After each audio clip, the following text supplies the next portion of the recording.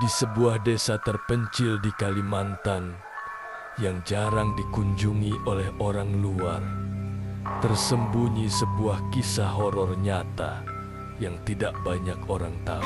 Desa ini terkenal karena kedamaiannya, tetapi setiap malam ada sesuatu yang gelap mengintai. Setiap keluarga yang mencoba memanggil hantu jelangkung untuk berkomunikasi dengan dunia lain selalu mengalami teror yang tidak bisa dijelaskan. Apa yang sebenarnya terjadi di desa ini? Adakah kekuatan gaib yang lebih besar yang bermain di balik teror jelangkung ini? Inilah kisah yang takkan pernah bisa dilupakan. Desa Kalimantan ini sangat terpencil, jauh dari keramaian dan sulit dijangkau. Hanya sedikit orang yang tinggal di sana. Kebanyakan penduduknya sudah menetap sejak lama. Namun, ada satu cerita yang mengerikan yang beredar di kalangan mereka tentang hantu jelangkung yang muncul setiap malam sebagai respon terhadap panggilan dari mereka yang berani memanggilnya. Selama bertahun-tahun, beberapa keluarga di desa ini mencoba memanggil jelangkung untuk tujuan yang tak diketahui. Namun setiap kali ritual dilakukan, mereka akan dihantui oleh kejadian-kejadian aneh dan menyeramkan yang tidak bisa dijelaskan. Semua itu terjadi begitu cepat, tanpa ada yang bisa memahami alasan dibaliknya. Suatu malam, keluarga Surya yang tidak percaya pada cerita horor yang beredar memutuskan untuk mencoba memanggil jelangkung.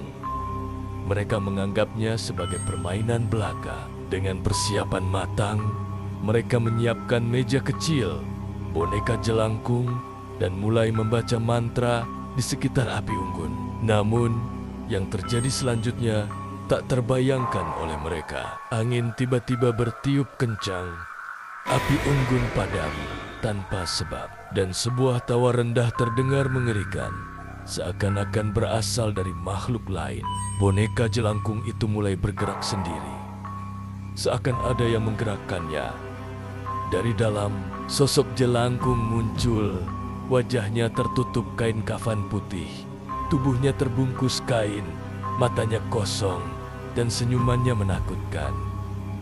Sejak malam itu, keluarga Surya diganggu oleh serangkaian kejadian aneh. Pintu yang tertutup rapat tiba-tiba terbuka.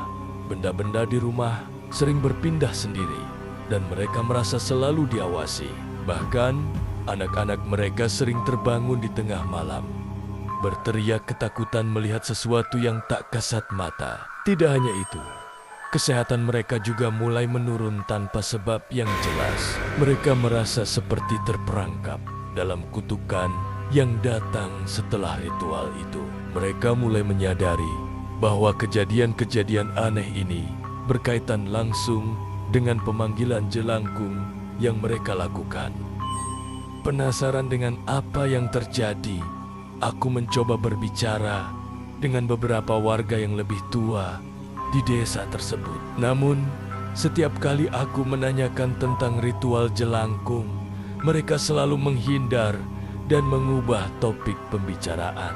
Beberapa warga mengaku sudah lama menghindari ritual itu karena mereka percaya jika seseorang memanggil jelangkung, mereka tidak hanya akan berkomunikasi dengan arwah, tetapi dengan kekuatan yang jauh lebih gelap dan tak terkendali.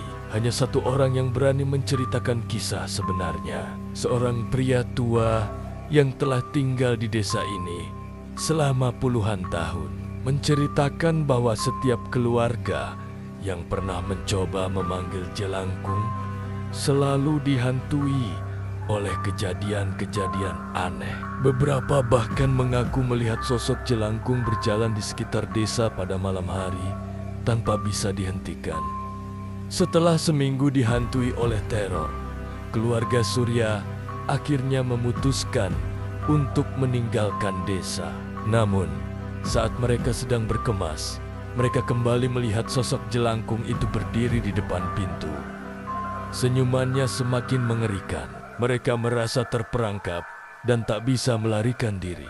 Kejadian itu menjadi semakin misterius ketika keluarga Surya menghilang tanpa jejak setelah malam itu. Tak ada yang tahu pasti apa yang terjadi pada mereka. Mereka meninggalkan desa tanpa meninggalkan petunjuk, dan tak ada kabar tentang mereka setelahnya.